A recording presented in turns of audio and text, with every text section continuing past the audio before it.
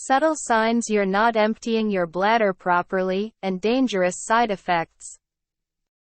The surface, nipping to the toilet and emptying your bladder seems simple, and it's certainly something we all need to do multiple times.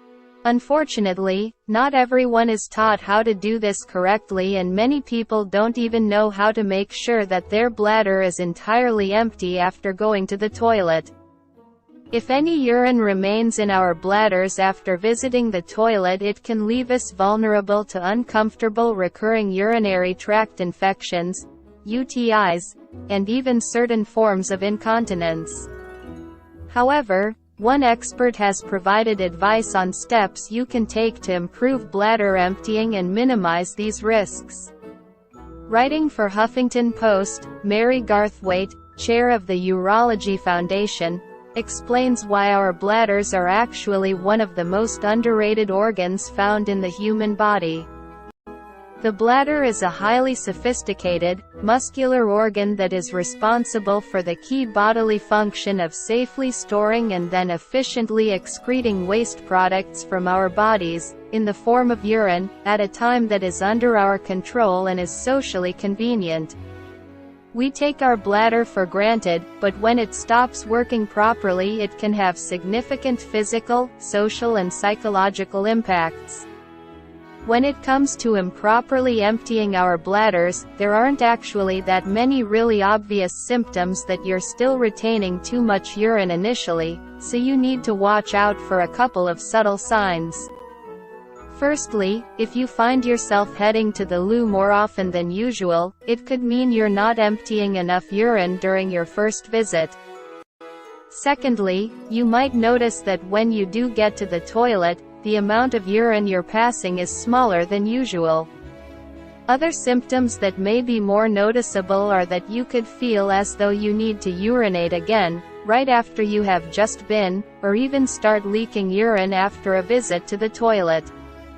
Then could come the regularly occurring UTIs, which are, according to the expert, really common, with likely over half of women experiencing them at some point. Men are a little less likely to suffer from UTIs because their urethras are longer, so it's harder for bacteria to get to the bladder.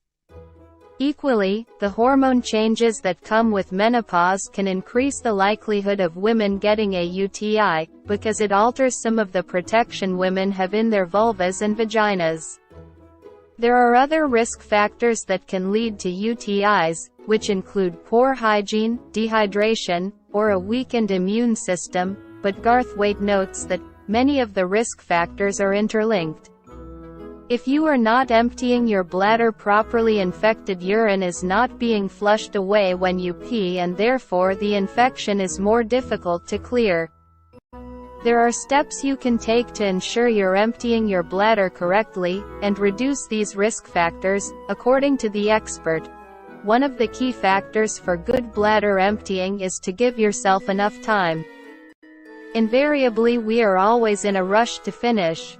An easy practice to adopt is to stay at or on the toilet after you think you have finished peeing, count slowly to 10 and then try again. This is often termed double voiding, and in many cases will be enough to empty the last small volume of urine that would otherwise be left behind. In addition, making sure you relax your pelvic floor and abdomen, you shouldn't have to push to pee, and leaning forward slightly or elevating your feet, should all help ensure you empty your bladder well. Garthwaite also advocates for ensuring that starting good practices around going to the toilet begins in childhood, and that teaching kids from the earliest stages how to properly empty their bladders will lead to better bladder health for the rest of their lives.